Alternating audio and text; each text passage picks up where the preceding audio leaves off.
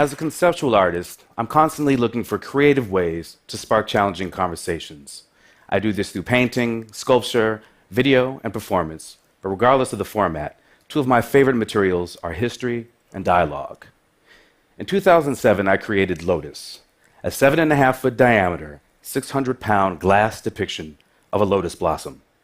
In Buddhism, the lotus is a symbol for transcendence and for purity of mind and spirit. But a closer look at this lotus reveals each petal to be the cross-section of a slave ship. This iconic diagram was taken from a British slaving manual and later used by abolitionists to show the atrocities of slavery. In America, we don't like to talk about slavery, nor do we look at it as a global industry. But by using this Buddhist symbol, I hope to universalize and transcend the history and trauma of Black America and encourage discussions about our shared pasts. To create Lotus, we carved over 6,000 figures.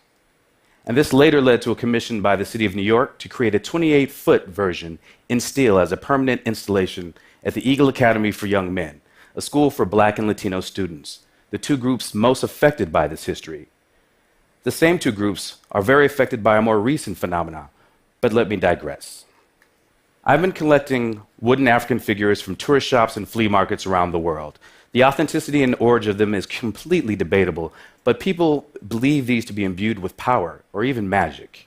Only recently have I figured out how to use this in my own work.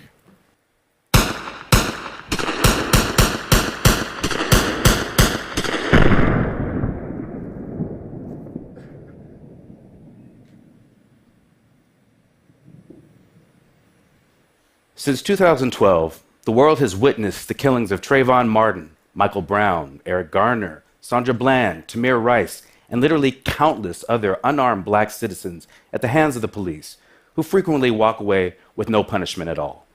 In consideration of these victims, and the several times that even I, a law-abiding Ivy League professor, have been targeted and harassed at gunpoint by the police, I created this body of work simply entitled BAM.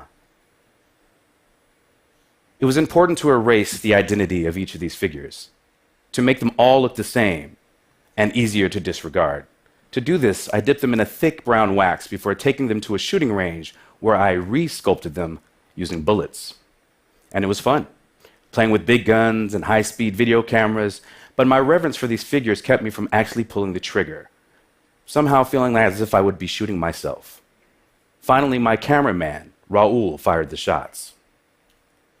I then took the fragments of these and created molds and cast them first in wax and finally in bronze, like the image you see here, which bears the marks of its violent creation like battle wounds or scars.